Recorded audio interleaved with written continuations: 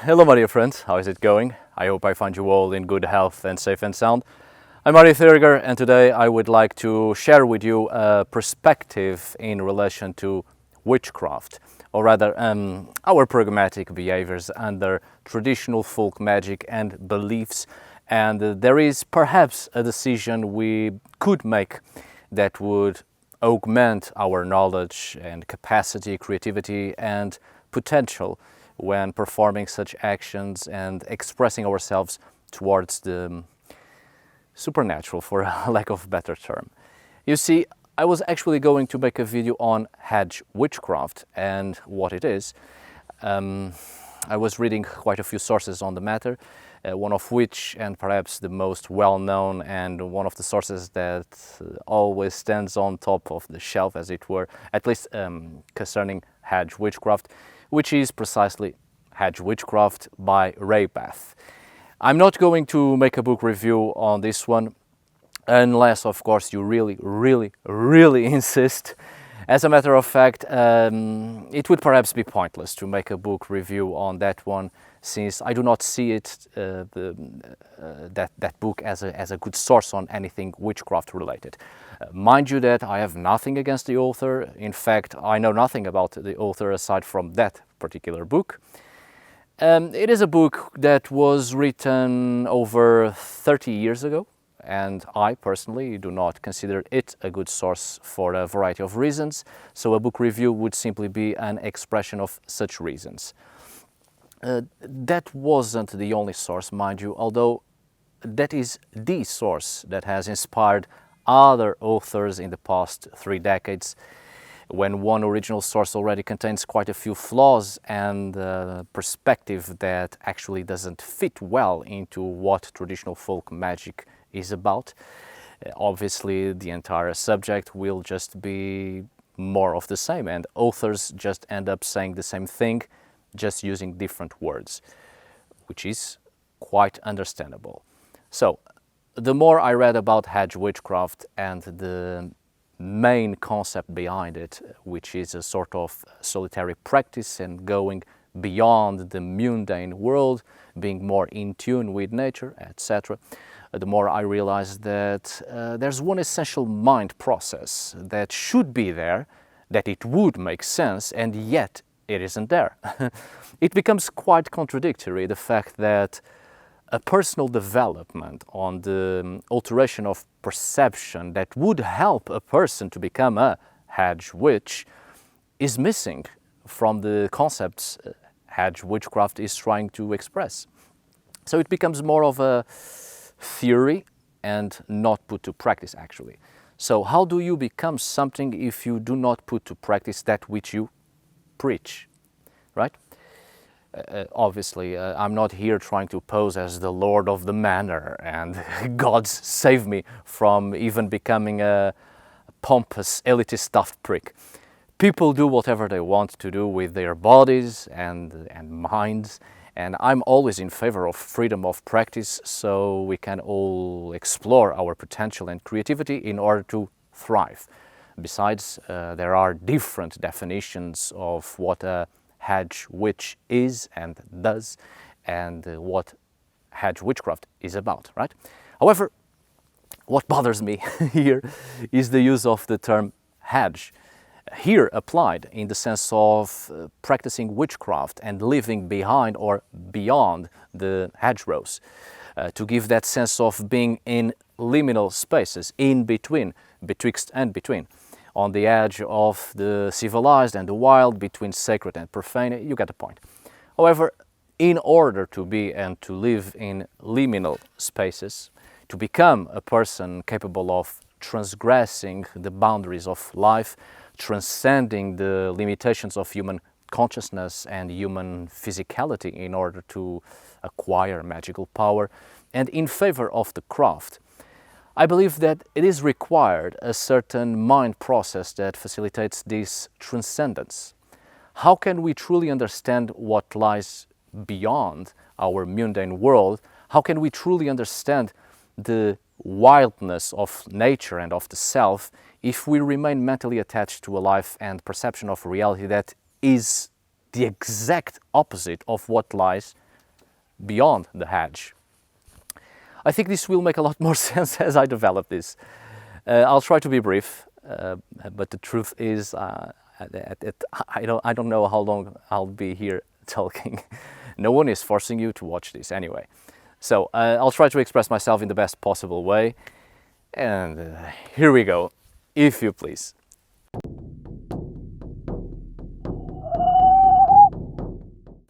All right, if we understand witchcraft as a pragmatic behavior both towards the supernatural but also a creation of symbiotic relationships with nature, the invisible others, as well as the conjuring and manipulation of energies that naturally occur and exist in the world, we start to see its animistic implications. As such, we understand the need to be in contact with nature and the natural surroundings, and the importance of building relationships with all sorts of entities from which a beneficial outcome can be established for the well-being of the practitioner, for the development of the craft, and to make it possible the manifestation of desire into the world. Whatever the personal beliefs and the religious or non-religious inclinations of those who identify themselves as Hedge witches, it is implied, at the very least, a wish to go beyond the hedge, as a traditional conception of boundary between worlds and the necessity of the practitioner to be able to move between boundaries, between worlds or realms for the sake of the craft, and to commune with spirit entities or the invisible others. Interaction with land spirits, creation of relationships with invisible entities, with more than human and other than human persons, the gathering of objects, herbs, plants, substances and materials that may be understood as power items or magic substances, or simply natural objects that will be turned into magic utensils. The contact with nature and the wilds, all of this approach requires a change of perception.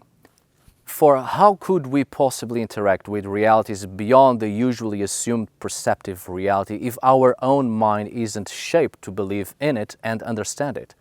How are we truly able to create relationships with entities that not only have a real existence, morphologically, temporal and constituent, different than ours, but also their own consciousness and existential essence and personalities and behaviors are also quite different than ours? In order to establish communication with such entities, we must, at the very least, reshape our consciousness towards theirs, to try to understand their behaviors and how they manifest themselves, and where and how to find or perceive energies, presences, powers, and what methods should be applied to achieve a specific result. Such entities, powers, and forces do not have the same perceptive insight as we do, and surely care little about specific beliefs inherent to human societies. I guess what I'm saying here, or trying to say, is that we have a mind shaped in such a way to fit into our current societies that it often prevents us from understanding other realities, because such realities are not equal or even similar to our own. And not only we fail to perceive what lies beyond the hedge, beyond our social environment, but we also have the tendency to project our own beliefs towards these other realities. And the particular religious belief, political inclination, morals, principles, sense of right and wrong, and sense of what constitutes the real will ultimately create a reality that doesn't fit with the reality of those we are trying to communicate with. As such, we end up formulating a preconceived, assumed knowledge based solely on what we are used to in our human societies. And we transport this into everything else, which makes us fail in our attempts to communicate with whatever that is out there. So in Hedge witchcraft, much like any type of traditional folk magic for that matter, at least that requires our engagement and participation with and within the natural world and the supernatural environment, for lack of a better term. The very first thing to be done, shouldn't it be to change our perception and abandon our personal beliefs? For what good is the belief in a religion, political party, and other human social behaviors and factors if we are dealing with realities, entities, and powers that simply do not understand any of that and are not part of it? The ultimate realization is that without our opinions, the world still stands, and these realities still exist. That's where I want to get. I am not saying that we should drastically change our mind to the point of becoming unsociable and completely incapable of living a life within our society, human society, and forget who we are and lose the capacity to engage with other humans and maintain a life within our human society. We are smarter than that. I think we are perfectly capable of altering between perceptions and act accordingly when it calls for it, when it is necessary, when it is demanded. But it simply won't do if we keep pushing one perception into a reality that has no use or even understands and doesn't even fit into such a perception. First and foremost, before any pragmatic behavior within traditional folk magic, we have to be mentally able to indeed go beyond the hedge, aiming to alter our perception and perceive the differences between realities and act accordingly. This is, in my opinion, of course, the first step before any practice within traditional folk magic, to reshape our minds and transcend, transgress, going beyond the hedge, going beyond the perceptive boundaries to better commune and establish symbiotic relationships with the forces, powers, and entities that are essential to the craft and to be successful in it. It's not just an abandonment of our own opinions and beliefs outside this environment, but it is also the abandonment of the self-image we possess, the abandonment of the familiar and any preconceived assumed reality. This doesn't have to be a drastic and abrupt exercise, but rather step by step, a few minutes every day, an hour, a few times a week, creating this consecutive detachment from the mundane and the familiar and the illusions of the self, training our mind to exist and coexist within realities, jumping over the fence, over the hedge, in and out, altering perceptions to be able to survive and adapt and to construct a strong existence between realities. The first exercise should be to seek out nothing more than total freedom from preconceived conceptions of what is real and of what matters. Seek out nothing but seeing with open eyes the reality that exists beyond the day-to-day human social reality. And I have found that this is seldom covered in several modern branches of witchcraft, and it bothers me that Hedge witchcraft, as the name indicates, doesn't attempt to first create this approach before any attempt to do anything practical.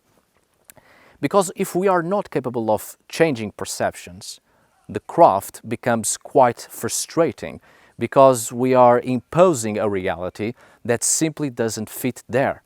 And we are imposing our beliefs of what should be real into something that exists without our opinions, and frankly, it exists whether we exist or not. It's like communicating with another human being.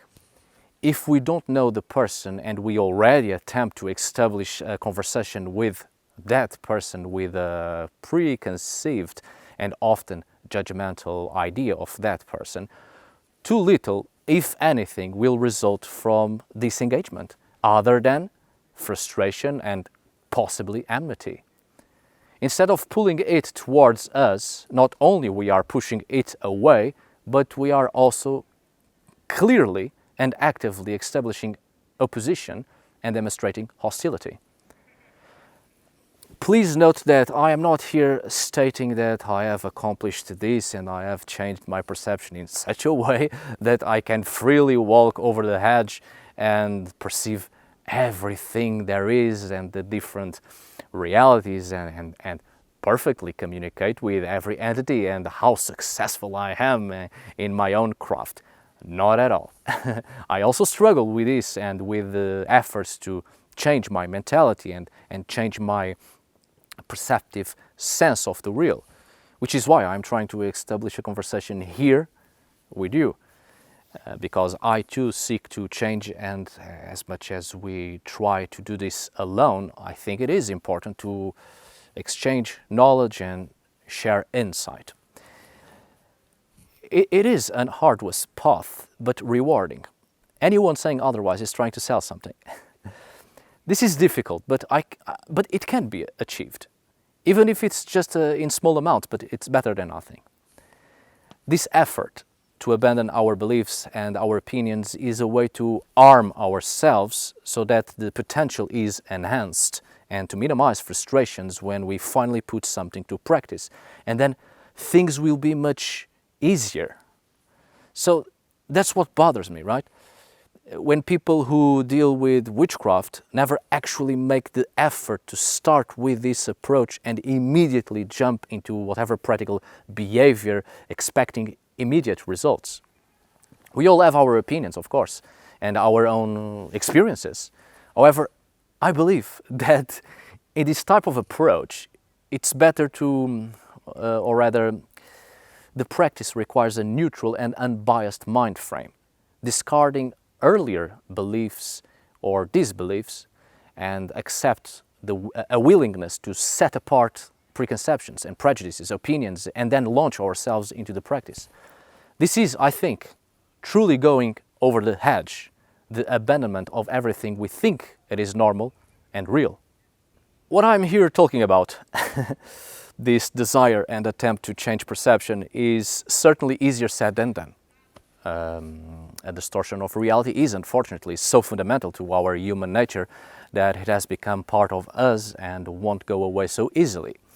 We have attached ourselves to a variety of social realities that have become indisputable truths, laws and rules that it is hard for us to mentally function without them, because they ultimately give us a structuring sense of reality that can sometimes satisfy our pursuit for a meaning of life and who we are, and even sometimes appease our fears.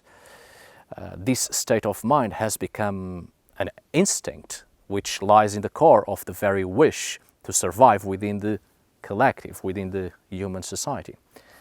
I'm not here asking to abandon society for good, because I believe we can live in society and we can construct a society that is capable of being good. And as a matter of fact, even with the ongoing conflicts in today's world and the existing violence, we are nicer to each other today than we ever were in previous eras. The only thing I'm addressing here is the fundamental necessity to be able to mentally detach ourselves from realities that do not fit and do not exist when we practice and engage with nature, the wilds, spirit entities, invisible others, etc. Our own opinions, preconceptions, beliefs, prejudices are a form of control that prevents our minds from engaging with realities that exist without the need of such opinions and preconceptions. And indeed, one does not depend on the other. Even our own idea of self-image is composed by both what we accept and what we oppose, what we agree with and even consent, and what we disapprove. In actuality, has no weight on the practice of the craft itself, and most importantly, it has no value and holds no authority over the realities, entities and powers we engage with through the craft and for the craft. Our own opinions, beliefs and preconceptions have a real impact upon us, but that impact is not extended or shouldn't be extended to those who do not share the same perception as we do. And if we try to extend that perception into something that does not exist and doesn't live and thrive and even comprehends such perception, a climate of opposition and hostility is established, and nothing beneficial comes out of it. So, what we are dealing with here is the idea of leaving behind preconceived assumptions when you step over the hedge, going over the fence and step outside of the city and cross over the hedge to enter wild nature and involve yourself with that environment in your practice of traditional folk magic. This, of course, assuming that in your practice, the center of your practice is indeed an engagement with the natural world, as it is described by those who call themselves Hedge witches, in which there is a primary emphasis on nature.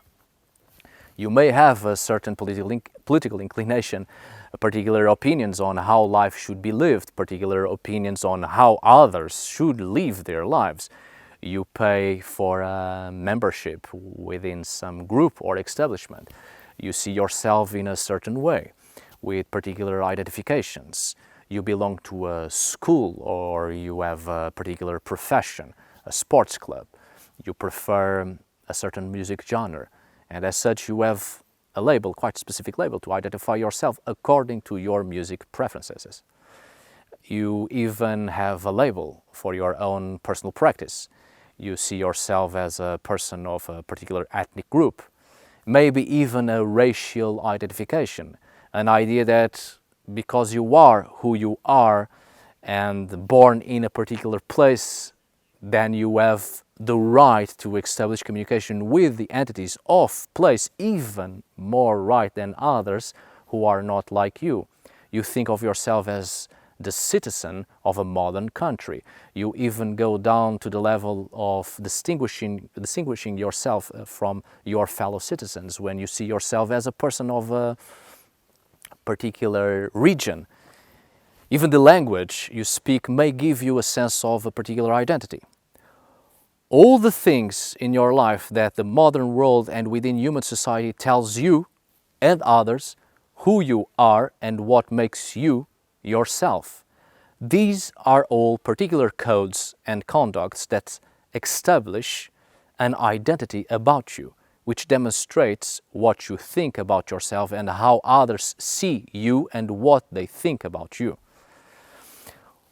All of this has no consequence when you step over the hedge. Nothing out there will truly care about all the labels that gives you an idea of who you are and want to be.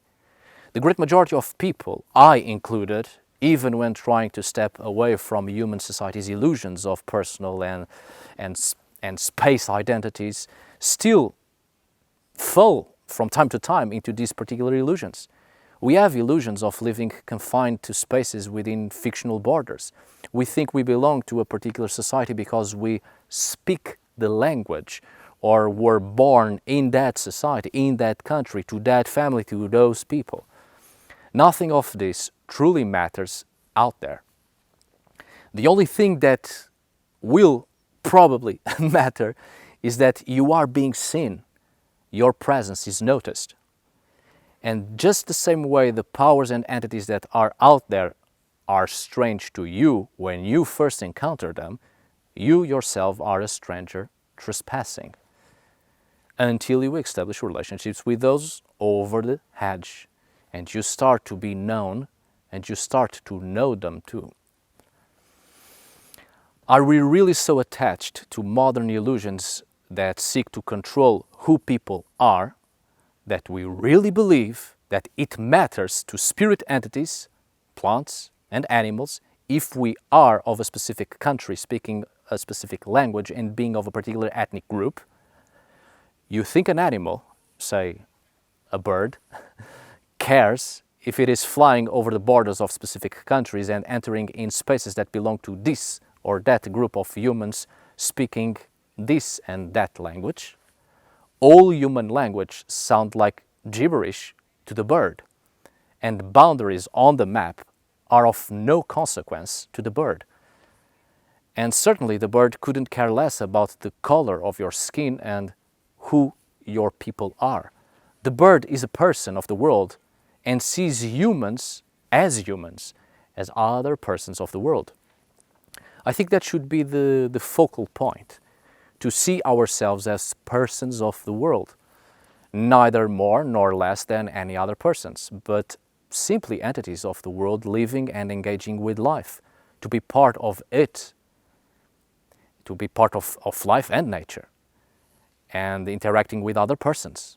I think this is truly going over the hedge, let go of self-identities, which are an illusion of our societies, past and present, whatever identities that have been created to further distance ourselves from experiencing the wide world, and instead confine us to experiences that can only be lived according to the labels we have set for ourselves. If I consider myself a goth, perhaps anything else that I would like to do and experience I want, because I confine myself to a label. And doing anything outside that label would not make me a true goth. And perhaps this would lead to a state of confusion concerning who I am and who I want others to see in me.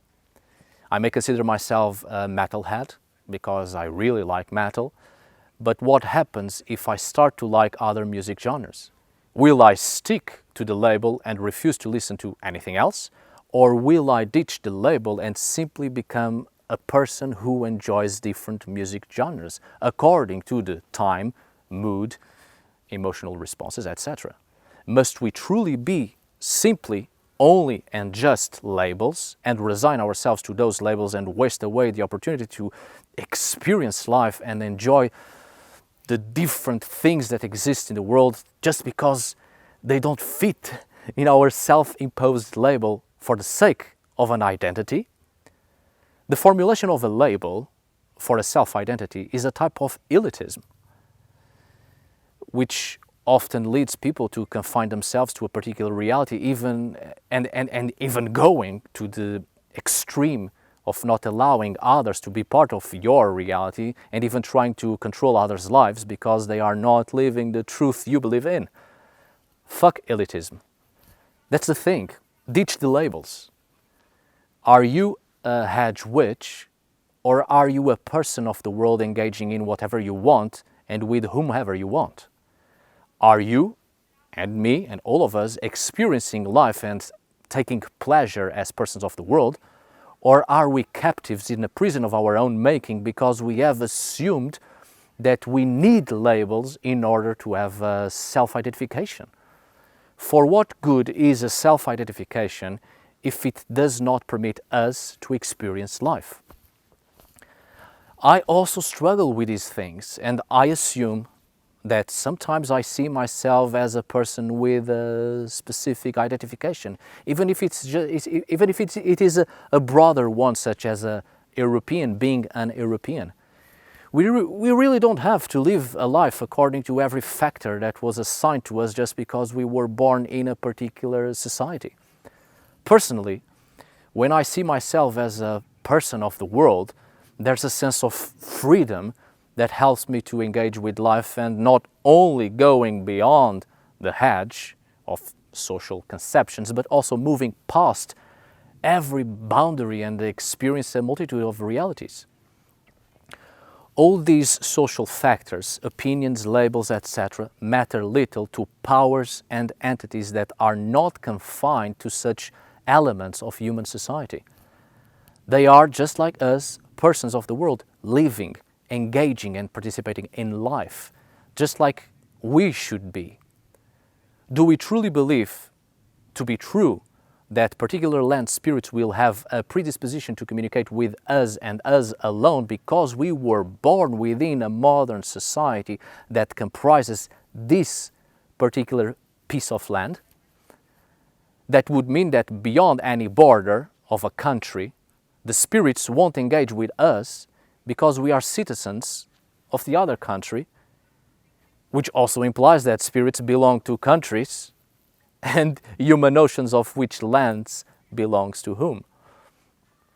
Nature is nature, the world is one, and we walk in it and on it. Going over the edge means death. It is the death of the self and of any identifications that form the self. Beyond the hedge, we are persons of the world, spirits in a way, entities living and engaging with life, which allows us to also engage with others and establish communication with others, with whoever, provided that we are able to respect and accept others' existences, obviously. I am not just talking about stepping over the hedge and to interiorize the idea that we are persons of the world. I'm also pointing out that from the moment we start to construct this mental structure, we begin to accept the death of the self, and we start the process of transcendence, to be mentally and physically ready to become aliens, in the sense of becoming strangers to the world, belonging to nowhere, and yet walking and living everywhere. Senses of boundaries cease to exist, and we become visitors, travelers, wanderers. It is this detachment that will alter perception, and we will begin to see the others, the ones we assume to be the invisible others, because we couldn't truly see them, and the world was only a reflection of what we assumed the world to be. The world was only a mirror image that reflected our self-identity and what we understood as personhood. When this is left behind at the edge, and we pass over it, our consciousness is adapted to the realization that there is no reality, not like we thought according to who we saw ourselves in the world. We start to see others that have always been there, but we couldn't see them before because we were expecting things to be the way we assumed the reality was according to our own opinions and assumed and even agreed sense of the real. Others over the edge are not like us, and if we do not expect to see the world as a reflection of ourselves, then we start to truly see it as it is and as it has always been. Easier said than done, surely, truly. Besides, we do live within human societies, and this type of reality will always try to pull us back in. The effort isn't a linear process, and upon reaching transcendence, we stay forever like that. Unfortunately, it's not like that. The effort is a constant struggle, which constantly needs to be renewed over and over again. And I think this is perhaps the reason for most of our failures in our personal practices within traditional folk magic, witchcraft. Because we are always being pulled back to familiar illusions, unable to see past the hedge and the unknown beyond. I think this is something that should be discussed quite often. Otherwise, every effort is a constant frustration if we are unable to understand the core of the problem, which I won't say it can be fixed, but certainly by understanding the problem we can change our actions and find new motivations that drives us on in order to mitigate the effects of the problem and the way it affects us. Religion, politics, nationality, gender, language, ethnicity, species, it isn't easy to let go. But I think it would truly be useful to see all of it as boundaries that prevent us from moving forward and to be face to face with the absoluteness of existence. All the self-identifications we create or are forced upon us or we have been indoctrinated to believe is an entire reality built to manipulate our mind and repress our creativity and imagination. Such self-identifications are important to survive within the human world, surely, to a certain extent, of course. And some are important, I believe. And it is even more important to be able to shift self-identifications according to our emotions and how we feel in the moment. However, all of it belongs to a different world and cannot be transported beyond the hedge. Because out there, out here, it makes no difference who we think we are, because to the others it won't matter who you are, but simply what are your intentions, what are you doing there, what do you want, what do you want to achieve, or what you want to be or to obtain. What matters, I believe, is your essence. You look at me and I look at you, and the first thing that comes to mind is that we are humans and we see ourselves as human, and then possibly comes assumptions of gender, and then expectations, presumptions, suppositions, prejudices. That's when we know we have already failed as persons of the world, as entities of nature and life. It's not easy to see another person that more or less looks like us as something other than what we ourselves assume to be. But it is important, in my belief, that we should see past labels and identifications that clearly mark a distinction. This will help us to go over the hedge so we can come back inside and change the system forever and thrive, not as humans, but as persons of the world. I think we shall start to see some changes when the more we learn, the more we leave behind. And then it starts to get confusing and scary. But that's probably because we have been so dependent on self-identifications and relying on the familiar environments we grew up in, that when our progress starts to slowly deconstruct the illusions of our self-image, we are left confused, disoriented, scared, because for a time it will feel like we belong nowhere and we don't even know who we are. And we will have the tendency to turn back. We will start to question our worth or our value, because the sense of self-worth and value was measured by the opinions and self-identifications and the ways of life and things that the modern world tells us what makes us who we are.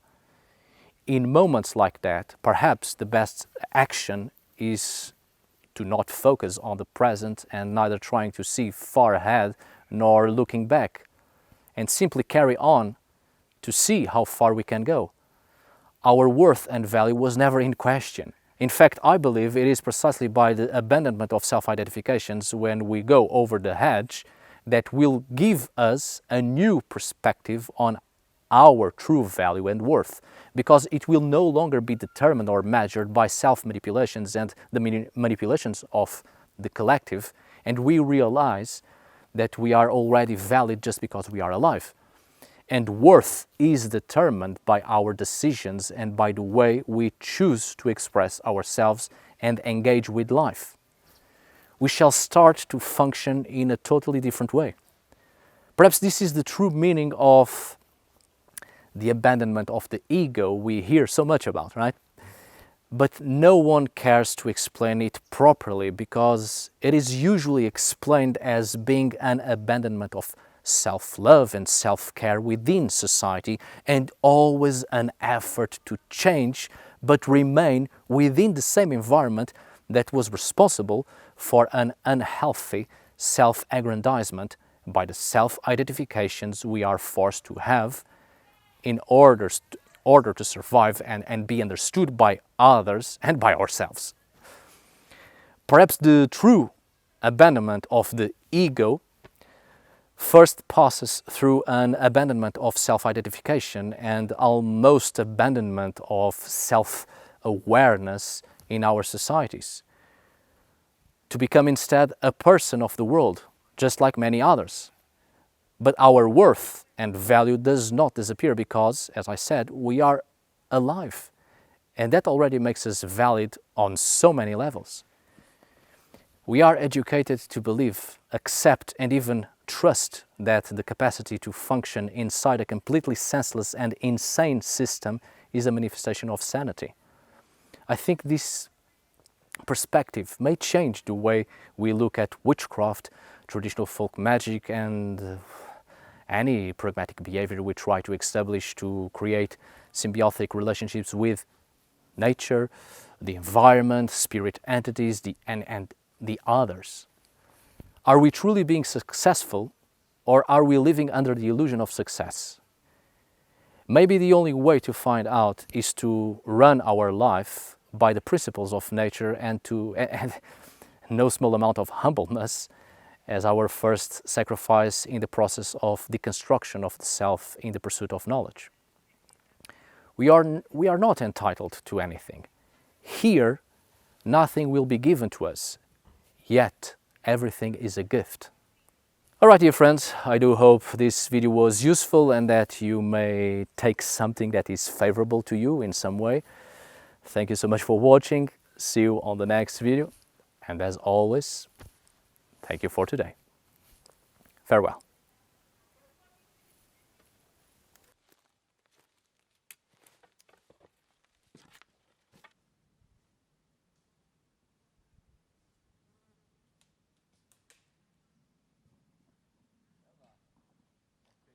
Pinhas.